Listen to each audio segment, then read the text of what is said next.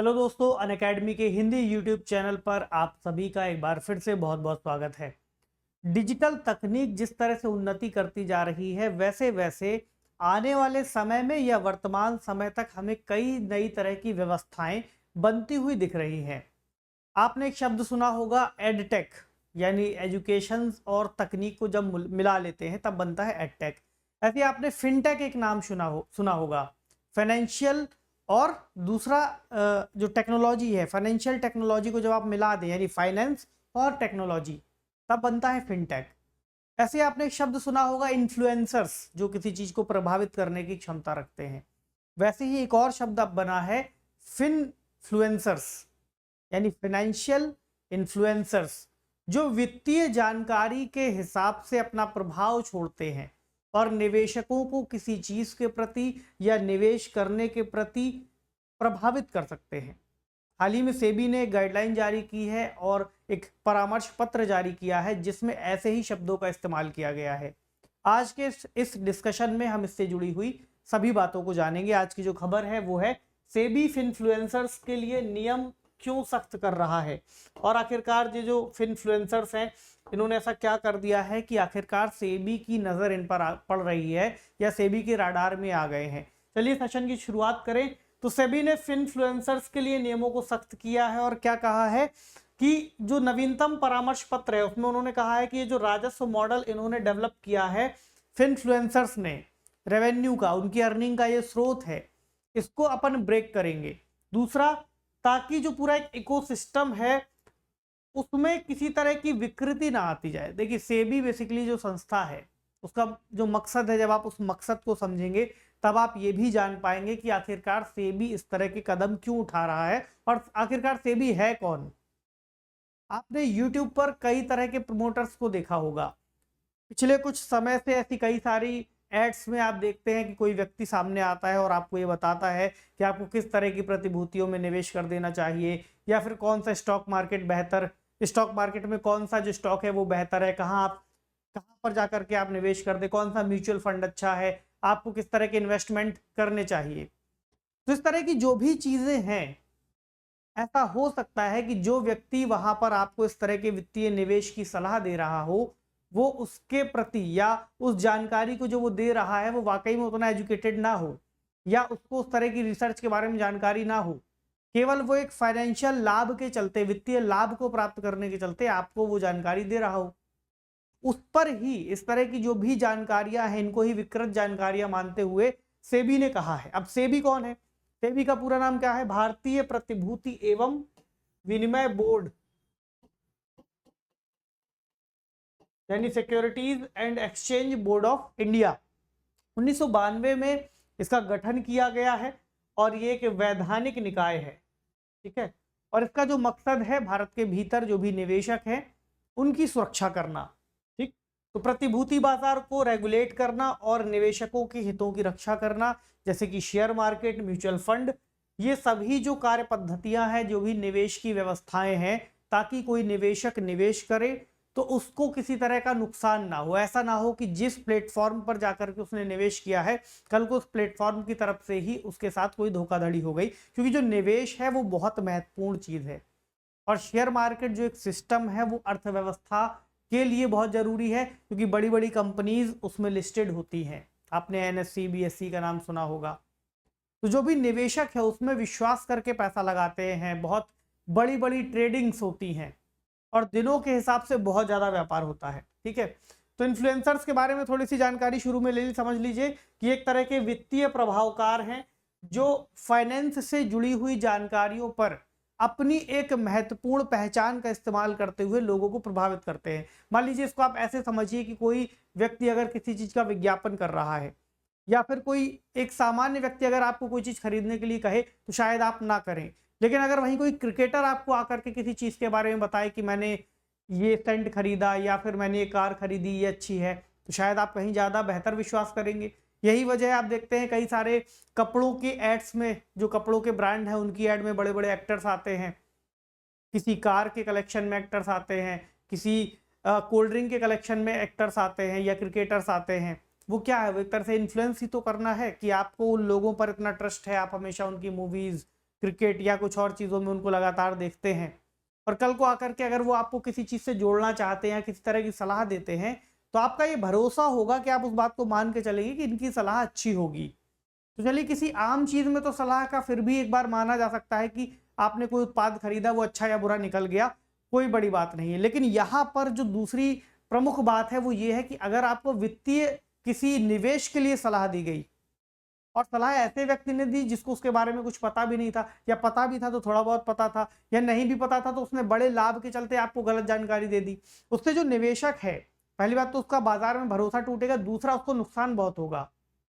उस चीज से निवेशक को बचाने के लिए फिर सेबी ने इस कदम को उठाया है।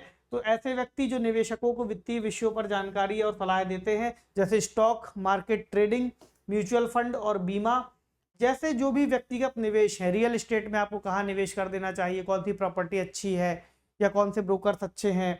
तो सोशल मीडिया प्लेटफॉर्म चूंकि आजकल बहुत ज़्यादा बढ़ चुके हैं, इसलिए जैसे भी किसी भी प्लेटफॉर्म में आकर के अगर कोई व्यक्ति ऐसा कर रहा है तो उसके लिए सेबी ने ये गाइडलाइंस जारी की है। कुछ समय पहले अगर आप देखेंगे तो कई सारे ऐसे एक्टर्स थे जैसे अरशद वारसी रहे हैं, तो उनके ऊपर भी सेबी ने इस तरह के प्रतिबंध लगाए हैं। इसके पहले एक और वित्तीय फर्म चलाते रहे हैं और यूट्यूबर रहे हैं, उनके ऊपर भी सेबी ने लगभग 6.5 करोड़ रुपए का जुर्माना लगाया है और उनको प्रतिबंधित किया है। तो ऐसे कड़े कदम अब सेबी ने उठाने शुरू कर दिए हैं।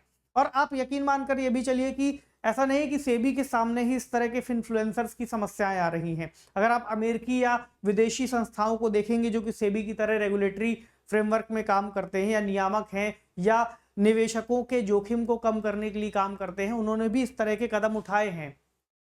अमेरिकी इन्फ्लुएंसर्स पर भी इस तरह के कई सारे जुर्माने लगाए गए हैं, ठीक है। तो ऐसा ही कदम अब सेबी ने उठाया है। उन्होंने कहा क्या है ये समझिए, उन्होंने ये भी कहा है कि इन्फ्लुएंसर्स अपने अनुगामी यानी ऐसे लोगों के प्रति जो उनको देखते हैं, उनकी सलाह को मानते हैं, उनके वित्तीय निर्णयों को प्रभावित करने की क्षमता रख लेते हैं, क्योंकि इनके कहने पर वो निवेश कर देते हैं। उनका उद्देश्य अपने अनुगामियों को या अपने फॉलोअर्स को, अनुगामी अगर कठिन लगे, को प्लेटफॉर्म या उत्पादकों से अघोषित मुआवजे के बदले में उत्पाद, सेवाएं या प्रतिभूतियां खरीदने के लिए लुभाना होता है। क्योंकि इनको जो लाभ मिल रहा है आपको ये नहीं पता कि ये पेड प्रमोशन है। तो अभी इन्होंने विज्ञापन से भी जोड़ने की बात कही। जिस तरह से विज्ञापनों में आप देखते हैं अगर कोई पेड प्रमोशन आता है तो अब उस वीडियो में आपको ये चीज़ लिख करके दिखाई जाती है कि ये पेड प्रमोशन है। तो अब आपको कम से कम इतना पता है कि जो प्रमोशन किया गया है उसके लिए एक रकम ली गई है, इसलिए आपको उसकी जानकारी दी जा रही है। तो इसमें आप कम से कम ये समझ सकते हैं कि इन्होंने पैसा लिया है इसलिए उसके बारे में बता रहे हैं। अब उत्पाद लेना ना लेना आपकी मर्जी हो सकती है। तो ऐसे ही कुछ पेड प्रमोशंस के बारे में यहाँ पर भी सेबी ने कहा है कि अगर कुछ जो ढील दी है, कुछ बड़े स्तर पर तो उन्होंने रोक लगा ही दी है, लेकिन छोटे स्तर पर कुछ छूट दी है, उसमें जरूर ये कहा है कि अब इसको इस तरीके से हमें करना होगा। तो इन्फ्लुएंसर्स क्या है? आमतौर पर अपंजीकृत संस्थाएं होती हैं, यानी ये कहीं पंजीकृत तो है नहीं कि रेगुलेटरी फ्रेमवर्क में ये आएंगे, ये अलग से अपना जो इन्फ्लुएंस है वो कर रहे हैं, इन्फ्लुएंस का इस्तेमाल कर रहे हैं। तो इस पर ये बात है। और सेबी ने किया क्या है इसके लिए?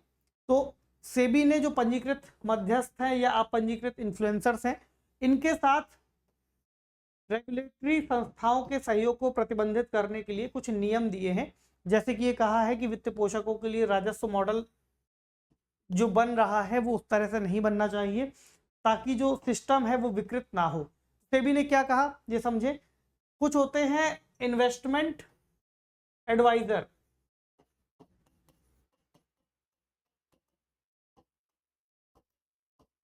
कुछ होते हैं रिसर्च एनालिस्ट।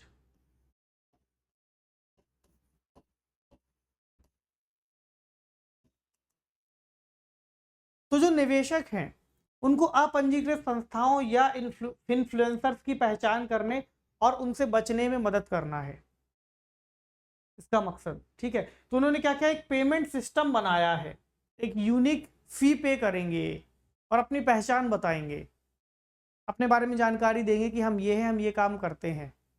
तब फिर जो व्यक्ति उनकी बात सुन करके निवेश कर रहा है उसको इस बात का भरोसा होगा।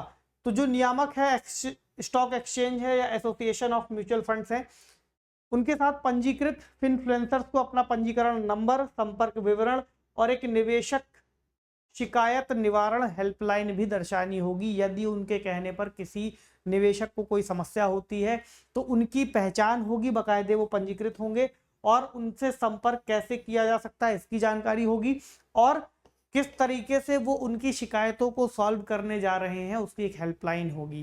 यानी अगर आप कोई सेवा दे रहे हैं, किसी बात को कह रहे हैं, तो पूरी जिम्मेदारी से अब आपको कहना होगा। यही सेबी का यहाँ पर मकसद है। तो उन्होंने ये भी कहा है कि किसी भी पोस्ट पर उचित खुलासे और अस्वीकरण करना होगा। जैसा मैंने आपको बताया कि बताना होगा कि आप इस पर पेड प्रमोशन कर रहे हैं या कोई रेफरल कोड आपको मिला हुआ है।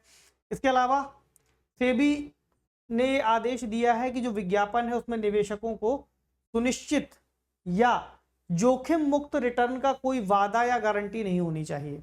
यानी अगर आप आकर के बात कहते हैं कि आप इसमें निवेश कर दीजिए, इसमें किसी तरह का कोई जोखिम नहीं है, तो ऐसी गारंटी आप नहीं लेंगे।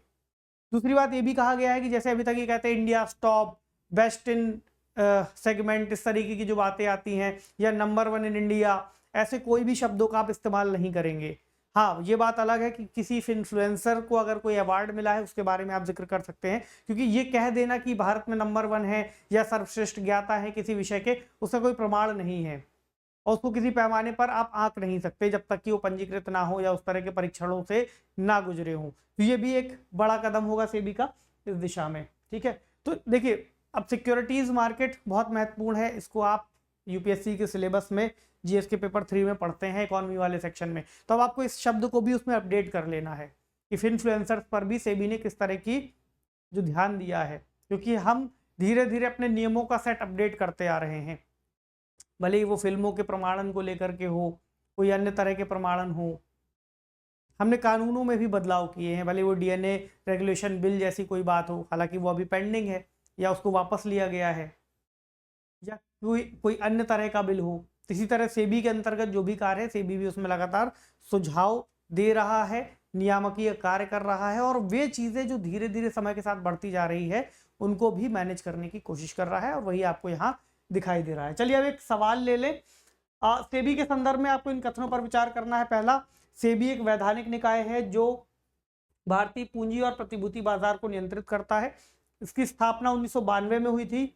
और तीसरा है कि प्रतिभूति बाजार में धोखाधड़ी और अनैतिक प्रथाओं के मामले में सेबी इंडिया निर्णय पारित कर सकता है। तो आपको बताना है कि इनमें से कौन कौन से या कितने कथन सही हैं। जो वर्तमान पैटर्न अभी पिछले साल या इसी साल का आया है उसके हिसाब से आपको देखना है, 23 वाले पैटर्न के हिसाब से। तो इसका उत्तर आप कमेंट सेक्शन में देना ना भूलें, और आप ये जरूर लिख सकते हैं कि ये सेशन आपके लिए कितने मददगार साबित होते हैं। आपसे मिलते हैं अगले सेशन में किसी अन्य महत्वपूर्ण टॉपिक के साथ। तब तक अपना खूब सारा ख्याल रखिए। इस तरह के किसी भी लोक लुभावन या इन्फ्लुएंसर्स के या फिनफ्लुएंसर्स के बातों में आने से पहले इस बात को ध्यान रखें कि आपके लिए क्या उचित है, उसी हिसाब से निवेश करें। पढ़ते रहें, अपना खूब सारा ख्याल रखें। शुक्रिया।